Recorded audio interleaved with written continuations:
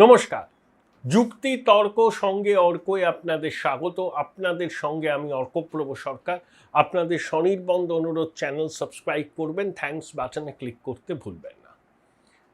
দেখুন, রাজ্য বিধানসভার মাননীয় বিরোধী দলনেতা বহুরূপী ব্যানার্জি এবং তৃণমূলের বিধায়ক সাধারণ সম্পাদক মমতা বন্দ্যোপাধ্যায়ের আস্থাভাজন কুণাল দা একটা বিষয়ে একমত হয়েছেন, যে কুণালদা বহুরূপীকে বালিশ চাটা, আবার বহুরূপী কুণালদাকে সেই সারদা প্রসঙ্গ তুলে বাক্যবাণে বিদ্ধ করছেন।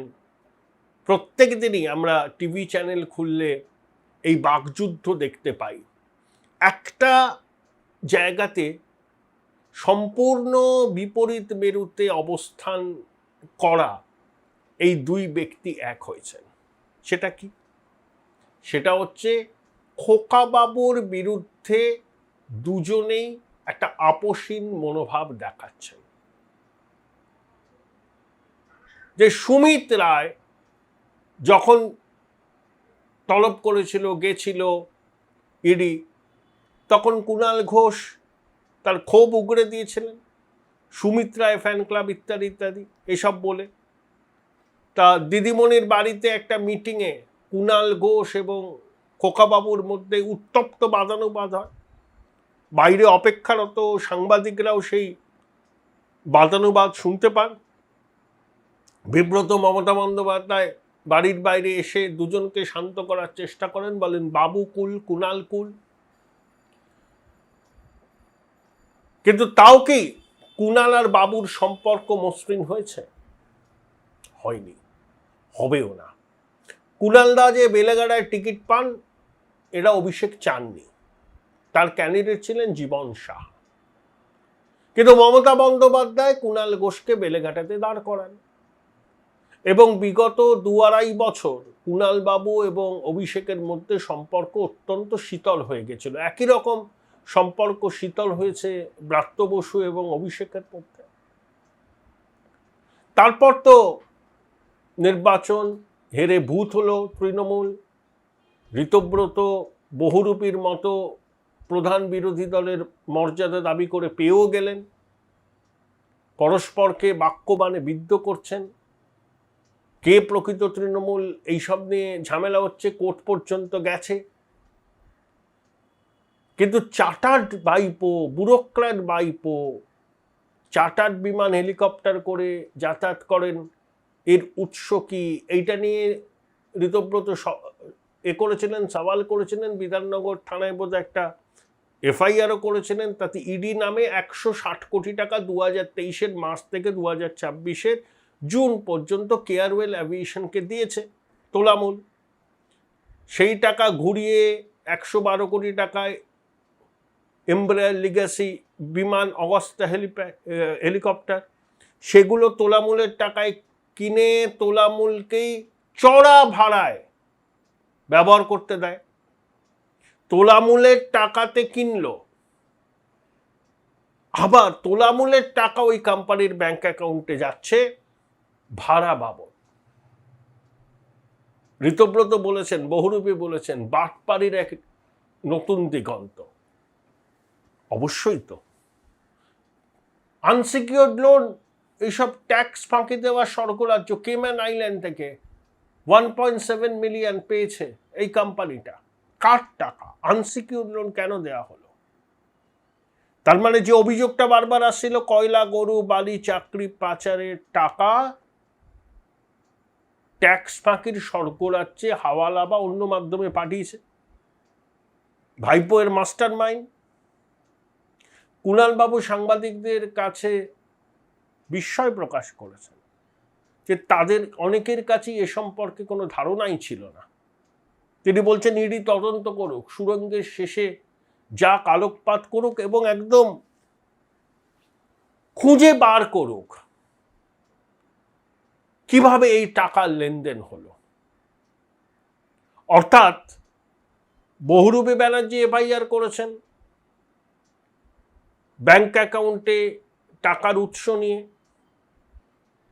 ইডির ফাইন্ডিংসের পর কুণাল ঘোষেরও বক্তব্য বহুরূপীর বক্তব্যের সঙ্গে মোটামুটি একমত। একই বন্ধনীতে রাখা যায় তাদের দুজনের বক্তব্যকে। অন্তত ভাইপোর বিরুদ্ধে তাদের অবস্থান কিন্তু একই। কালীঘাট তৃণমূলে থেকে কুণালদার অবস্থান ভাইপোর বিরুদ্ধে, আবার কালীঘাট তৃণমূলের বিরুদ্ধে থেকে প্রধান বিরোধী দল হিসাবে দাবি করা বহুরূপীর অবস্থানও ভাইপোর বিরুদ্ধে একই রকম। অর্থাৎ ভাইপোর বিরুদ্ধে কুণালবাবু এবং বহুরূপী একই বিন্দুতে আছেন। দুজনেরই কমন টার্গেট, পলিটিক্যাল টার্গেট হচ্ছে ভাইপো। এক বিন্দুতে এসছেন। তবে ওই ব্যাংক অ্যাকাউন্ট বন্ধ নিয়ে হাইকোর্টের বিচারপতির তীব্র ভর্ৎসনার মুখে পড়েছেন বহুরূপীরা। অর্থাৎ ওই টাকাতেই তো তারা নির্বাচনে লড়েছেন, জিতেছেন। এখন প্রধান বিরোধী দলের মর্যাদা পেয়ে কালীঘাট তৃণমূলকে ভাতে মারতে চাইছেন। এটা মাননীয় বিচারপতি এটা বুঝেছেন। ওই টাকা কি যারা বলছেন কালো টাকা, কয়লা পাচার, বালি পাচার, চাকরি পাচারের টাকা, তা সেই টাকা তো আপনি নিয়েছেন, নিয়ে তো ভোটে লড়েছেন, টাকাটা ফেরত দিয়ে দিন না। তখন জানতাম না, এখন জেনেছি, এই টাকাটা আবার ফেরত দিয়ে দিলাম। পারবেন? সেই সৎসাহস আছে?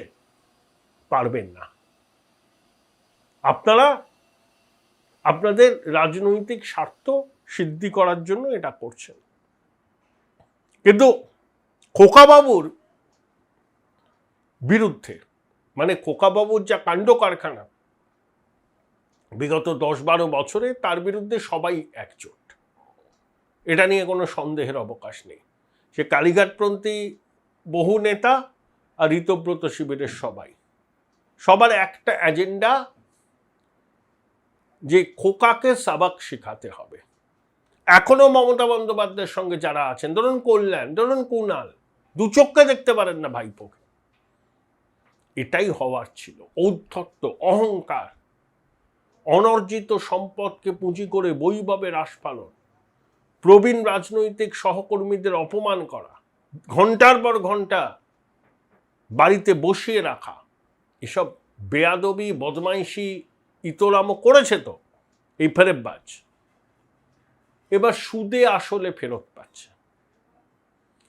আমি একটা জিনিস অবাক হয়ে যাই, শুভেন্দুবাবু ঠিকই বলেছেন, জানেন তো, ক্ষমতা হারালো তোলামূল, দিদিমণি নিজে হারলেন, দল হারল, দলের সত্ত্ব নিয়ে খেই চরমে, তাও দিদি কিন্তু তোষণবাজি বন্ধ করলেন না, আর মিথ্যাচার, উস্কানি।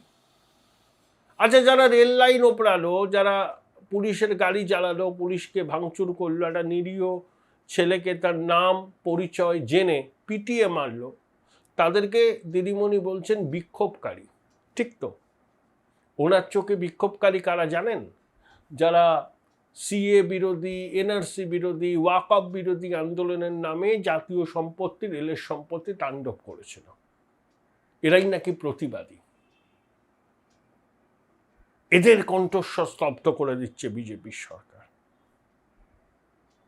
তোষণবাজিতে পিএইচডি আমাদের হীরক রানী। তাই বলছেন যারা প্রতিবাদ করেছে, যারা প্রতিবাদী, তাদের বিরুদ্ধে সরব হয়েছে বিজেপির সরকার। শুভেন্দুবাবু একদম সপাটে ব্যাট চালিয়ে বলটাকে বাউন্ডারির ওপারে পাঠিয়েছেন।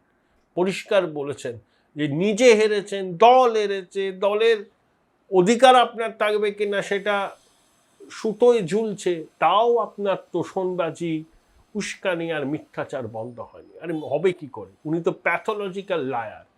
100টা কথা বললে 99% মিথ্যা কথা বলেন। এই বয়সে এসে পুরনো অভ্যাস কি আর শুধরোয়? বঙ্গবাসী এটা জানেন। তবে উস্কানি দেওয়ার চেষ্টা উনি করছেন, ভবিষ্যতেও করবেন। এবং তোষণ, এই তোষণ করে করে আমও ছালা দুটোই গেছে। মানুষ তো ঠেকে শেখে। এখনো হীরক রানীর বোধোদয় হয়নি। বাংলায় 2026-এর যে জনাদেশ, সেটা তোষণের বিরুদ্ধে, মিথ্যাচারের বিরুদ্ধে, স্বজন পোষণের বিরুদ্ধে, দুর্নীতির বিরুদ্ধে, এবং হিন্দু বাঙালির হোমল্যান্ডকে সুরক্ষিত করার জন্য এই রায়। 2 মাস বাদে দিদিমণি রায় মেনে নিয়েছেন, কিন্তু ভাঙবেন তো মচকাবেন না, আর পুরনো অভ্যাসও ছাড়বেন না। সেই জন্য লাগাতার মিথ্যাচার এবং উস্কানি এবং তোষণ তিনটেই করে চলেছেন। ক্ষমতা হারিয়েও 14 তলা থেকে গণতান্ত্রিক থাপ্পড় খেয়ে নেমে আসতে বাধ্য হলেও দিদিমণি স্বভাবের কোনো পরিবর্তন হয়নি, হবেও না। ভাই ভাই, এটা মডেল না খাতা, আর কত ফটোগ্রাফি করবি? চুপ কর, সামনে মাধ্যমিক, নোট জোগাড় করে পড়তে হবে। কবে পড়বি ভাই? গ্যালারি তো নোটের লাইব্রেরি আর স্টোরেজে পিডিএফ এর ছড়াছড়ি। ধুর, কোনটা পড়বো কোনটা ছাড়বো কিছুই তো বুঝতে পারছি না। আরে তাহলে মৌলিক লাইব্রেরির বই পড়। ওদের সম্রাট এক্সক্লুসিভ সাজেশন বইগুলোতে পাবি সমস্ত গুরুত্বপূর্ণ এমসিকিউ, এসএকিউ ও বড় প্রশ্ন একেবারে উত্তর সহ। কমন পাবো তো? টপারদের জিজ্ঞেস কর। সম্রাট এক্সক্লুসিভ সাজেশন মাধ্যমিক, ভালো রেজাল্টের পাসওয়ার্ড। উচ্চ মাধ্যমিকের পর উজ্জ্বল ভবিষ্যৎ গড়তে NCHMCT পর্যটন দপ্তর, ভারত সরকারের hospitality and hotel management, Paschimbanga সরকারের মাকাউটের BBA BCA, fashion design, aviation tourism, culinary arts পড়ো SBI HM কলেজে। স্টুডেন্ট ক্রেডিট কার্ড ও ব্যাংক লোন পাবে SBI HM এ পড়লে। কোর্সের শেষে SBI HM দেশ ও বিদেশে চাকরির ব্যবস্থা করে থাকে। SBI HM হলো পশ্চিমবঙ্গের সেরা ম্যানেজমেন্ট কলেজ। SBIHM.com। বোলপুর শহরের কোলাহল থেকে মাত্র 20 মিনিট দূরেই রয়েছে সুন্দর রিসর্ট, যেখানে পেয়ে যাবে স্পেশিয়াস আর এস্থেটিক্যালি ডিজাইন রুম। তোমরা যারা গ্রুপে যাও তাদের জন্য আছে কমফোর্টেবল গ্রুপ স্টে অপশন, আর কাপলদের জন্য রয়েছে লাক্সারিয়াস সুইট রুম, তার উপর আবার ফ্ল্যাট 10% অফ। এখানে প্রকৃতির মাঝে তোমরা পেয়ে যাবে একটা সুন্দর সুইমিং পুল, ছোটদের জন্য প্লে এরিয়া আর একটা এস্থেটিক সেলফি কর্নার। প্রপার্টিটা পুরোটাই পেট ফ্রেন্ডলি, আর এখানে আছে অনেক কিউট ছোট ছোট র্যাবিটস। সকালের ব্রেকফাস্ট থেকে ডিনার পর্যন্ত পেয়ে যাবে একদম হোমলি কমফর্ট ফুড, যা এক কথায় অসাধারণ। বেঙ্গলি কুইজাইনের সাথে সাথে পেয়ে যাবে চাইনিজ আর নর্থ ইন্ডিয়ান অপশন। বিকেলে বনফায়ারের আলো, বন্ধুদের সাথে আড্ডা আর খোলা আকাশের নিচে গ্রাম বাংলার হাওয়া, পুরোটাই এক অপরূপ অনুভব। তাহলে বলো তোমরা কবে প্ল্যান করছো এই পিসফুল এসকেপটা? And don't forget to follow Miss Cupcake for more such travel updates.